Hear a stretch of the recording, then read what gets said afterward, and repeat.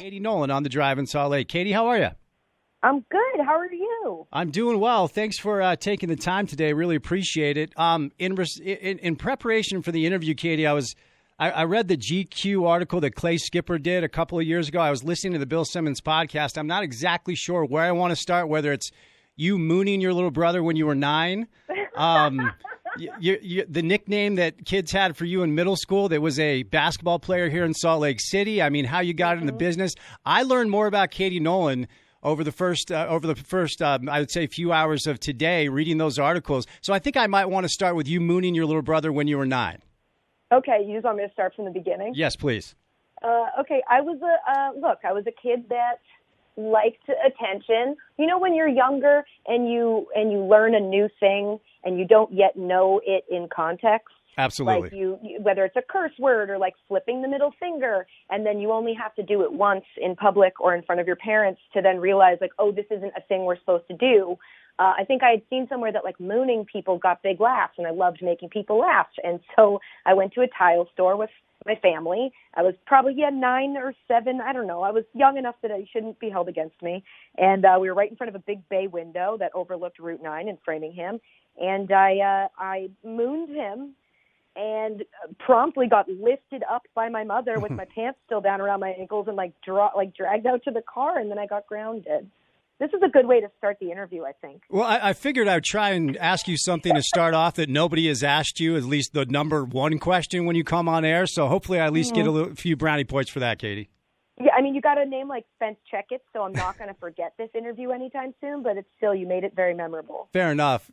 Hey, I have a lot of questions for you, Katie. I know you don't have a ton of time, but I wanted to kind of talk about your journey to where you're at now. And reading that GQ article and listening to some podcasts today, one of the things that fascinated me most, Katie, was actually the time you spent away from the business and how honest you were about, your family history of depression and how hard that was for you to be away from the business. So my question is, Katie, what was that like? Because you walked away. It's not like you lost your show. You walked away from Fox and Garbage Time. You had a chance to keep that going, but you walked away and then you were out of the game for a while. So what was that like, Katie? And then what do you think you learned during that time that has made you better at what you do now? It's funny to hear you say I walked away because you're not wrong. You're right. But I think for me, it didn't feel as much of a choice because what it came down to for me was that I never want to do – I came up weird in this business, and I've always kind of been in control of what I make, for better and for worse. And when that control was taken away from me and I was seeing what the people who were going to be in control, what they wanted to do with it, I just didn't trust them. And that might be that I have trust issues. We can talk about that on a different couch at a different time. But it felt to me like I could either go down this path that didn't feel sincere to me, or I could stand up for what I thought was the best way to use me or the best kind of show that I wanted to make. So to answer your actual question about what that was like, it sucked. It was, I've talked about this to a couple people I've met since then who have found themselves in similar situations in which you aren't working, but you can't work, and you sort of have to wait until a contract is up or until, another opportunity comes out for you. It became hard to watch sports. And as a person who grew up watching sports, it's always been the thing that I would do in my spare time. And then it obviously became my job. It was really hard because I would watch sports and be like, okay, here's what I want to say about that. Here's my opinion on that. I want to say this. I want to talk about this. And then I would just not have a platform to do it. And the only platform available to me, like Twitter, was one where people were getting in trouble because things were being taken out of context. And so I just sort of had to unplug from all of that, which was difficult to do. And it also just kind of affected my relationship with this thing I've always loved. And it was really tough. And I'm still kind of bouncing back from it. I know that sounds weird. But in terms of things learned, I guess I learned my New Year's resolution after that, which, you never stick to. But I said to myself, I want to make sure that this year isn't remembered as the year that broke me. And it's not like Katie was doing so well, and then she took those, 5 months off, and then she came back and wasn't the same. So it was like a rededication and like a re-falling in love with what I do, and a just commitment to wanting to do this and continue to do it well. And I also learned that, my whole life, since I've started this job, I haven't really had a work-life balance. It's just been work, work, work. And then for those few months, it was just life, life, life. And so I think it sort of helped me see that, there's a healthy way to mix the two and to make sure you get a little bit of life. So you're not always working, but you also make sure that, I have to admit at this point, I'm 32. Work is a thing that drives me. It's a thing I enjoy doing. It's a thing that I feel kind of useless without and can go to a really dark place if I'm not putting myself to good use. So hopefully the learn is that I'm going to be better at work-life balance. I'm trying. Of course, once you start working again after not working for a while, you're like, give me all the work. But now I'm trying to make sure that it's something I keep an eye on just for my mental health. Katie Nolan is our guest. You can get her on Twitter at Katie Nolan. She makes it easy, and then you can follow the show. It's Always Late ESPN. Katie, I think one of my favorite stories that I read about you during your time off is that I think it was on Twitter, where you came across a young lady that wanted a pair of jeans but didn't have the $80 to get them. So you just fired up the Venmo and sent her $80 so she could buy jeans. I think that's pretty cool. I hate that I told that story because it sounds like a thing that you say to be like, yeah, I bought someone jeans. It was a woman that I've interacted with before who works in this industry. She's like a freelance. And I just, the lesson for me there was that sometimes when you're feeling the most down and bad about yourself, for me at least, what helps is to do something nice for somebody else, which feels counterintuitive, but you actually just see the joy that you bring into someone's life, and it just reaffirms your humanity, I guess. So, yeah, I did a lot of random just things like that, just that would get somebody a thing that they needed that, wasn't crazy. It's $80. I'm not saving her life, but especially for women in sports, anytime there's anything I can do to let them know that you deserve a nice thing, go enjoy your day. That she was sufficiently oh my God, I didn't want you to do this. I wasn't complaining about it so that somebody would pay for them. Yeah, I don't know. It's a weird story, but it's just do nice things for people, and it ends up making you feel nice.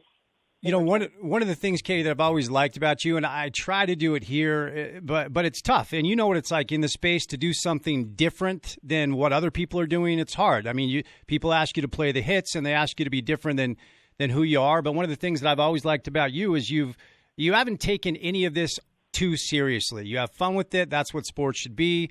And you don't need me to tell you this, Katie, but you're really good at this. And that's why I think people embrace you. And that's why I think people love you and follow you.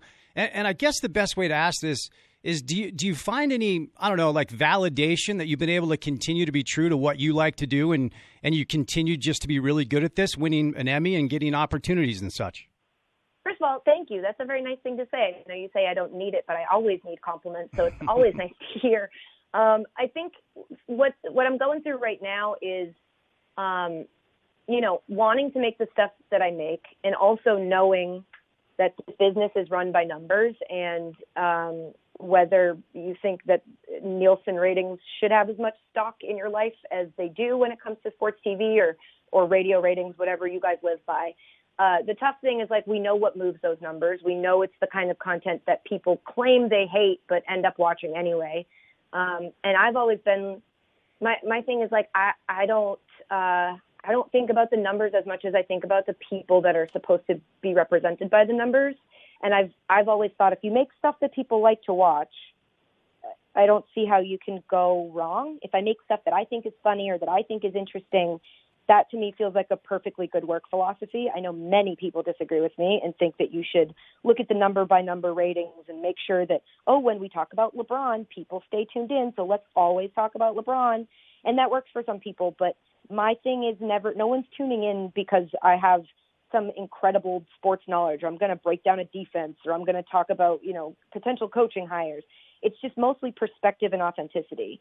And I never have claims to be anything I'm not. I try not to ever go on TV with some opinion that isn't actually mine.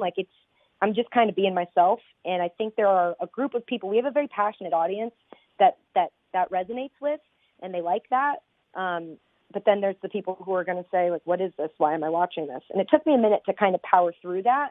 But I've also found that if you power through it, people tend to, my favorite reviews of Garbage Time were when people would say, what is this show? It's so weird. And then 2 weeks later be like, okay, I actually kind of like it now. you just kind of have to trust that the stuff that you're making that you like, other people might like as well. And that's what always has driven me. I want to ask you about your mom, Katie, and I don't want this to be like 60 Minutes, like to take out of Katie Nolan, but I just found it fascinating. I grew up in the Northeast. I lived in Belmont when I was younger, and my family settled in Connecticut. So when you talked about your mother being a bartender and then wanting to watch sports so she could have banter with her clients and people that, patrons that came into the bar, I thought it was really interesting. And you talked about your sense of humor and the cues that you took from her. So I just wanted to dig a little bit deeper on that relationship and how it helped kind of form you as far as who you are today. Yeah, my mom is she is an outspoken Boston woman through and through. She's Italian. She's got a big mouth. She's sarcastic. And she took a job as a bartender when she had my brother. I have one older brother. So she took a night job so that my dad could be at home with us at night. My mom could be at home with us during the day. And so my whole life she was a bartender. That was just normal to me. So I had people that were not my family, but that came to family holidays because they were regulars at her bar and they were essentially family to us. And I met a lot of different people from all different walks of life. And I learned from my mom that, she originally started listening to sports talk radio all day just because it would help her bottom line. It would make sense for her practically to know all the things that people wanted to talk about. But then as sports do, as I'm sure you know, it gets its hooks in you. And then before you know it, you're a fan screaming at the TV just like, your customers used to. And so I kind of, a lot of people, and I have connections to sports through my dad. He was my softball coach, and he loves baseball and like hockey, and we have that. But I really, when I trace my sports fandom, which is a thing you have to do once you start working in this business because people ask you questions about it, I realized it mostly came through my mom. It was a way of bonding with my mother, and that's why this idea of like women being passionate sports fans has always been foreign and weird to me. I get why people think it's from some archaic way of looking at the world, but like women sports fans have always been here because sports are fantastic and everyone should have them in their life. But she turned me into this. She made this. So if you don't like it, you can take it up with her, Sure. Hey, when did you know that you were good at this? Because your story's fascinating. You were also tending bar, and you decided you bought your own equipment. And I first heard about you. It was the No Filter. It was the Ray Rice video, and that was my first experience with you. But you were doing this before that, and again, your story is really cool as far as the bravery that you had to even enter this space when you didn't really have anything as far as a background in it. But when did you, Katie, feel like you finally had your footing and this was going to be your life? It should be any day now, Spence. Any day now, I'll start to feel that. No, I think in the last year, I've had a couple moments where I've stepped back and been like, oh, you do have expertise in this field. Because when I was coming up, it was at first you're bumbling, you're figuring things out. They had asked me to do, this company I was working for asked me to do YouTube videos. They were awful. I was terrible on camera. And you don't really notice when it switches and you're not terrible anymore. And then I worked with one staff for Crowd Goes Wild on Fox, and then the No Filter videos we did on YouTube, and then Garbage Time. It was all the same staff of people. And then when I came to ESPN and I had these new people around me and they were reacting to things I said like, oh, I didn't know that's how that worked, or, oh, that's really smart insight. It sort of made me look at myself and be like, me? Smart insight? But you just pick things up as you go, almost through osmosis. You don't really notice it's happening until you step back and think like, oh, I have learned a bunch of things. I've sort of honed my instincts where before it would take me longer to decide if I should leave something in the show or take it out. Now I think I can make that decision a lot quicker. And I'm also learning to trust that I can make that decision a lot quicker instead of overthinking it. Last thing, Katie, then we'll set you loose. And I don't know where we're going to go with this, but you're a Pats fan. I know, and you're a Jets fan. I am a long-suffering Jets fan. We see each other on Monday night. So I was thinking like we could place a bet on something, but I have no idea what you want the stakes to be. So Pats, Jets, but you got to give me the spread, Katie. You know how it goes. And if you want to place a bet on Monday night, I'm game. Oh, God. I'm so bad at picking what the what the wager should be. Plus, I'm going to tell you, Sam Darnold being back, you guys look like a completely different team. How do you feel about that? Well, I mean, look, it's nice to have hope on Sundays as opposed to knowing we're going to get our heads smashed in. But I'm under no false pretense that, look, being a Jets fan, I know what it's been like looking across the field at those guys for so long. So I have no confidence we're going to win, Katie, but I think maybe covering the spread is something that at least is a possibility. What's the line at right now? Do you know? I believe it opened at like 12 or 13, and I'm not sure if it's moved, but we can look it up, and that may be a little overinflated, but we could do like, I don't know, lunch or something like that. I'll Venmo you what it cost to have lunch in New York, and then you can Venmo me what it cost to have lunch in Salt Lake. I'll give you a week's worth of lunch in Salt Lake because I feel like inflation, like New York lunch is really expensive, and this should be equal. Oh, absolutely. Oh, you know what else I read today that I absolutely love about you? I was out of the business for a year, and everybody said, you need to be in L.A. You need to go to Los Angeles. So I did for about 8 months, and then I just tapped out. I'm like, I can't do it. I can't do the L.A. thing. I'm from the right coast. So when I heard that they wanted you to move to L.A., but you demanded to stay back east, like, if I wasn't a fan of yours, Katie, I'm like 10 times more of a fan of yours now. Thank you. It's nice to hear that somebody confirmed my theory, which was like, some people are just made for one coast. I love LA to visit. Those people there we don't vibe. It's not for me. I got asked to move a bunch of times. I was like, I know this will make my life easier, but it will also make my actual life harder. Love it. Hey, Katie, thanks so much for the time. I know you're super busy. Would love to do it again if you're willing. Thanks again. Hey, be well, okay? Thank you so much. Go Pats.